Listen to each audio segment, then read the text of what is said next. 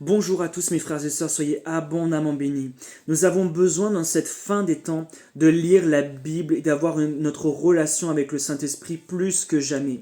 Le diable a envoyé aujourd'hui ses serviteurs. Il y a énormément de séduction dans le monde, il y a énormément de séduction qui est là pour les chrétiens aussi.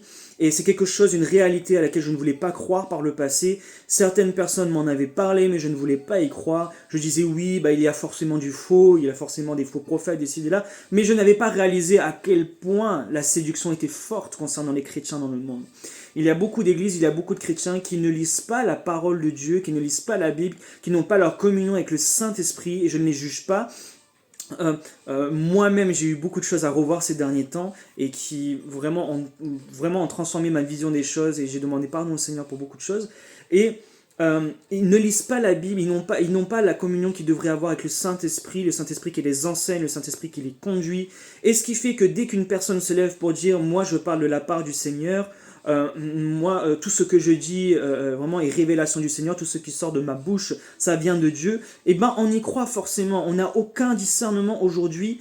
Mes amis, mes frères et sœurs, je vous assure, beaucoup n'ont aucun discernement et c'est ce qui m'est arrivé dans le passé. Je croyais avoir du discernement et des fois ça virait même ça commençait à virer à l'orgueil, mais le Seigneur m'a vite arrêté dans ça et j'ai réalisé que je n'avais aucun discernement à un moment donné de ma vie.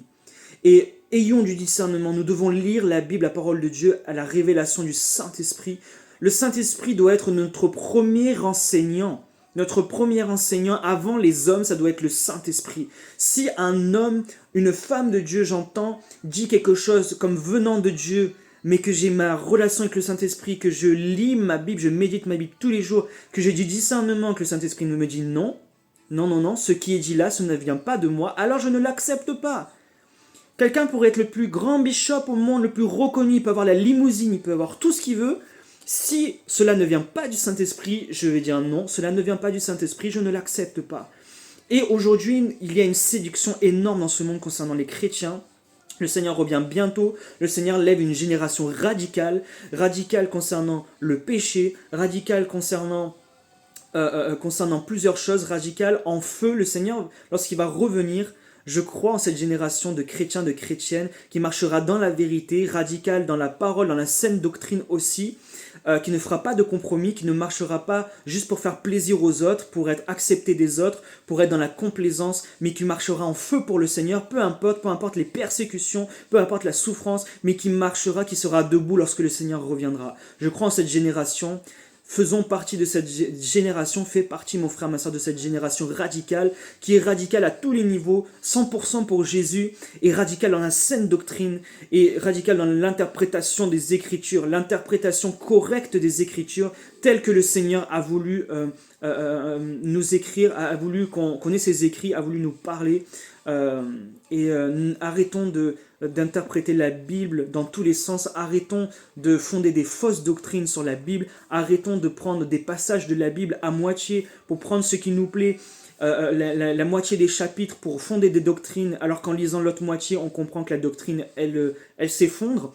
Je vous assure, mes frères et sœurs, lisons la Bible, ayons du discernement, ce n'est pas compliqué, ayons une relation avec le Saint-Esprit, avançons, chacun avance à son rythme, mais ayons du discernement. Je vous assure, mes frères et sœurs, ayons de l'humilité. Je croyais pendant un certain temps dans ma vie avoir du discernement et j'ai réalisé, le Seigneur m'a ouvert les yeux sur beaucoup de choses et j'ai réalisé que je n'avais aucun discernement. Et ça m'a vraiment fait mal. Je suis passé par des moments, ça m'a vraiment fait mal. Mais le Seigneur m'a relevé, le Seigneur m'a encouragé et le Seigneur m'a dit, voilà, maintenant tu as compris certaines choses et maintenant tu auras du discernement. Alors ne croyons pas toujours savoir, ne croyons pas toujours avoir « Ah non, j'ai tout le discernement qu'il faut, j'ai tout ce qu'il faut, moi je connais, je sais, etc. » Mais ayons de l'humilité devant le Seigneur.